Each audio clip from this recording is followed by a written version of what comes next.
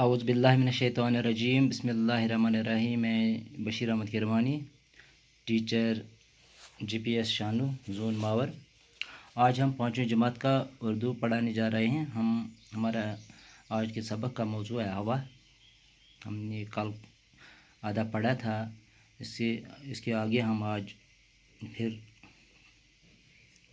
پڑھیں گے بچوں، کیونکہ ہم نے کل پڑھا تھا کہ آکسیجن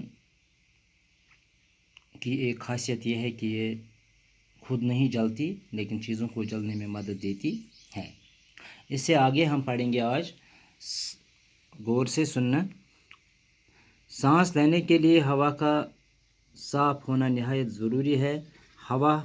آلودہ ہوا صحت کے لیے مضر ہے۔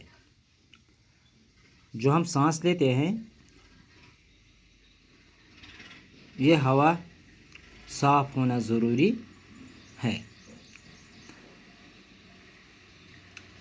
آلودہ ہوا صحت کے لیے مضر ہے۔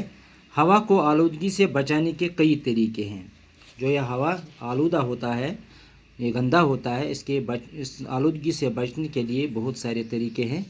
ہم جانتے ہیں کہ پیڑ پودے ہوا کو صاف رکھنے میں مدد دیتے ہیں۔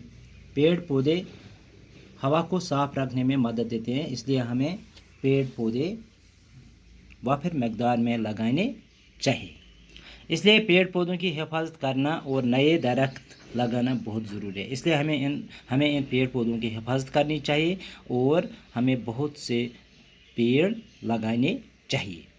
اسی طرح مختلف قسم کی گاڑیوں، بسوں، موٹروں وغیرہ سے جو دھواں نکلتا ہے اس سے بھی ہوا آلودہ ہو جاتی ہے۔ بچوں، چونکہ آپ کو معلوم ہے کہ روزمرہ کی جیسے گاڑیوں کی تعداد روز بروز بڑھتی ہے، بسیں چلتی ہیں، موٹر کار وغیرہ، تو اس سے بھی ہوا آلودہ ہوتا ہے۔ ہمیں چاہیے کہ ایسی گاڑیوں کی جانچ پڑتال کراتے رہیں جو زیادہ دھواں خارج کرتی ہوں۔ ہمیں ان گاڑیوں کی جانچ پڑتال کرنی چاہیے کہ ہمیں ایسی گاڑیاں استعمال جو زیادہ دھواں نہیں چھوڑتے ہیں، جو زیادہ دھواں خارج نہیں کرتی ہوں۔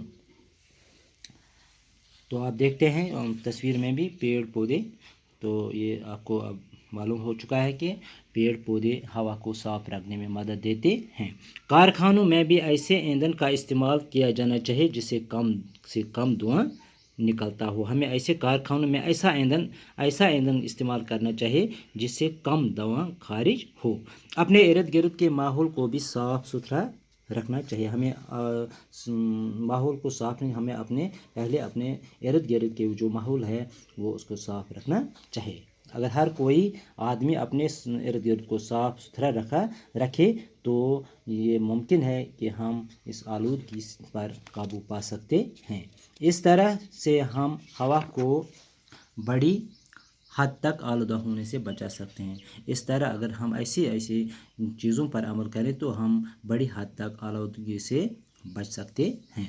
بے شک انسانی زندگی کی بقا کے لیے اتنی ہی ضروری ہے جتنا پانی، اور آخر پر کہ اگر جتنا پانی ہماری زندگی کے لیے ضروری ہے، اسی طرح ہوا بھی ہماری زندگی کے لیے بہت ضروری ہے۔ اس لیے ہمیں اپنی زندگی بچانے کے لیے آلودگی پر قابو رکھنا چاہیے۔ بچوں، آپ نے اب غور سے سنا ہوگا۔ آج ہم نے یہ سبق ختم کیا، تو انشاءاللہ کل ہم اس کے سوالات لکھیں گے۔ تب تک کے لیے خدا حافظ۔